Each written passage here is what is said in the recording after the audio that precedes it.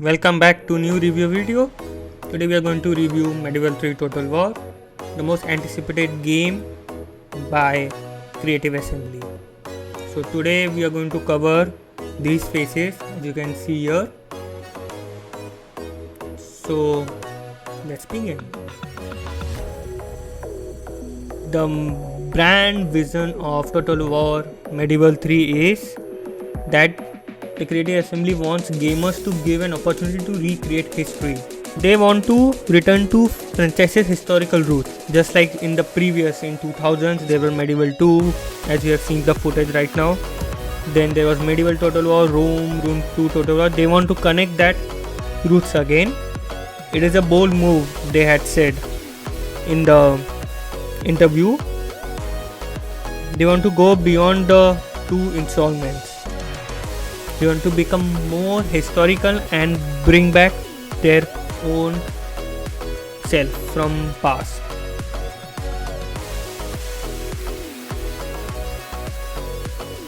As per their website, the gaming development, they are mostly focusing on the timeline of 1187. Furthermore, they have also said earlier, as I spoke, they want to build the ultimate medieval strategy sandbox. And they want to immersive gamers into the medieval age like never before. Creative Assembly said, I quote, combining meticulous historical authenticity with unprecedented player agency. This is more than a sequel, it's the rebirth of historical Total War. That's what they are saying. In fact, right now we don't know how much gameplay development is going in behind, but they really want, as per their brand vision, they want the new gamers to exactly feel and experience the way their OG games were, original in the sense the initial ones they released. So they want to bring those back in this decade, in present tense. As for the development, how long it will take and as such has not been revealed by the company, but we'll hope soon we'll get to know.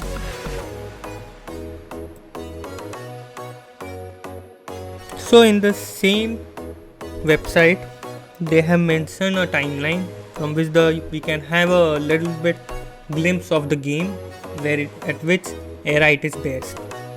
So let's look at it chronologically. Starting with 1187, so which includes that we are playing as Kingdom of Dualism and defending against Saladin. At the same period, we are also there with the Constantinople remains intact, allowing Byzantine Empire to thrive and ally with you to defeat the Mongols. So we can see a Mongols invasion in this game. Perhaps it can be a historical battle. That's what I am anticipating.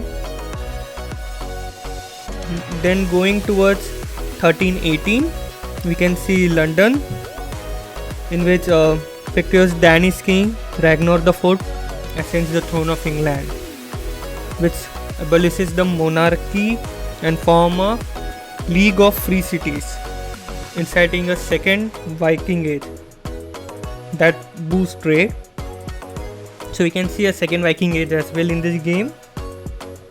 Coming back to 1352, we can see Cairo as Mamluk Egypt forces trade relation with Venice. That's not happening in history, so we can change it. They have an enemy, if you see in history, thereby promoting Italian culture through reforms in Egypt. So that's something, a possibility happening in this game. You can also see General Niccolo di Vinci leads a diverse force to defend against the Timurids. So that also comes near to 1300 ending and starting 1400 at the time of reign of Temur. Okay, coming to 1221, we are back with Byzantine army facing challenges in battle, where a sudden rain turns into riot, showcasing your leadership and strategic prowess. Though they have said this, but as we know, there was a battle of Manjikat it's referring to it. So again, we can see Battle of Manjirkat in historical battles. So that's what they're hinting in this article.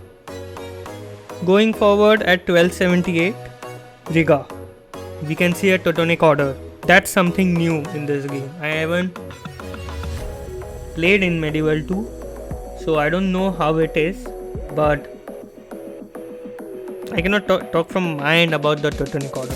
But in Medieval 2 we have a DLC, so we can have this faction in Medieval 3 as well.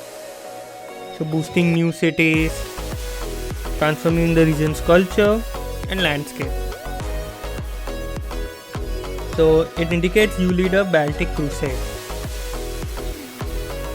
So in short, in the end, they mentioned is that they want us to think that the kingdom we will create, the dynasties we will lead, and the people that will inhabit in our kingdom engage in better experience in a sandbox that combines tactical battles with a rich campaign narrative, allowing you to rewrite medieval history. As said in brand vision right now, rewriting history is the gamer's main motive. The game wants to sell as it is. So this game, Total War Medieval 3, is developed using an upgraded version of the Total War engine, as they call it Warzone. This new version of the engine is meant to provide a better technological foundation for the future, with examples of better physics and more impressive pathfinding. Right now the game is in early pre-production, so it may be years, they said, and which means that we'll have to wait for a while, even years, as they have just started the development of the game. But they also said that they want to make sure that their vision will translate into an unforgettable experience.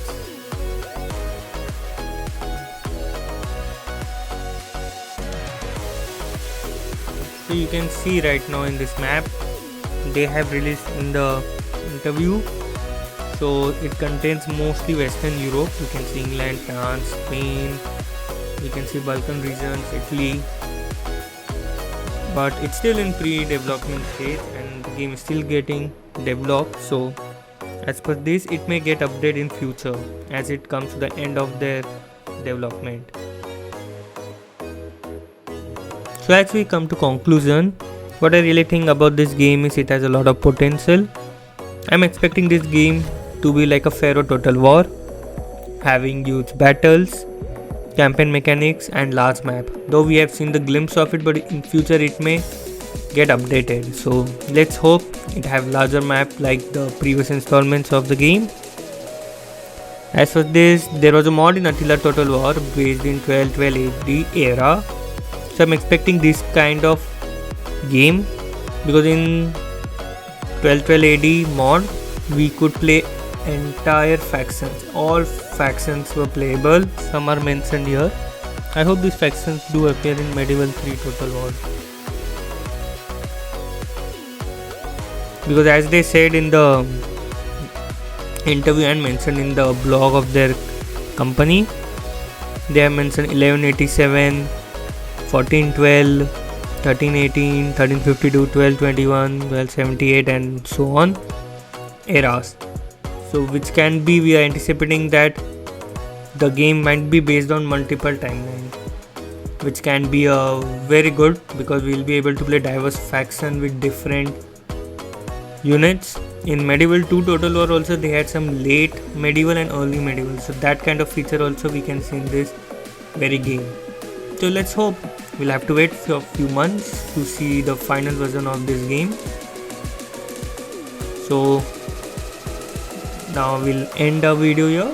Thank you for watching this video. Do like and share this video and subscribe to the channel. If you want to watch other Total War games, the link is given in the description below and top right button of this video.